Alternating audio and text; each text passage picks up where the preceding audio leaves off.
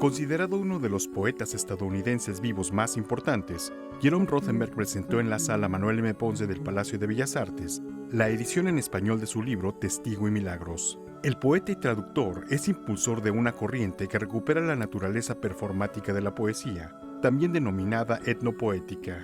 But from my perspective, always questioning the boundaries of the real, and inventing new ways of looking at the world, which is not different from other enterprises of a scientific nature, of a historical nature, but poetry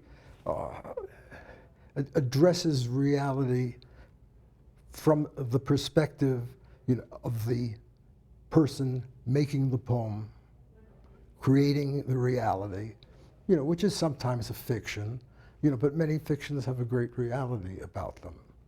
Well, music plays an important part, in poetry. It's the verbal art, most connected with music. So it's making music through words. Su trabajo como traductor le ha permitido llevar del alemán al inglés la obra de Paul Celan y Günter Grass. Sus lecturas incluyen teatralizaciones que por igual rescatan idiomas europeos que amerindios, lo que sintetiza una postura multicultural a través de la poesía. For many poets, the great adventure is an exploration of the mind and of language and what mind and language can do together.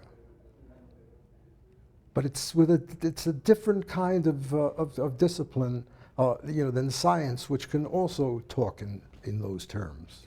So my push, which I share with a number of other poets, is towards a greater diversification, both historical, geographical, ethnic, and that becomes, again, important for us, at this point in our history, when so much of that is being called into question, by forces which have now come into some positions of power in my own country. For Hugo Paul, a glass tube ecstasy. Cabaret Voltaire, Zurich, 1960.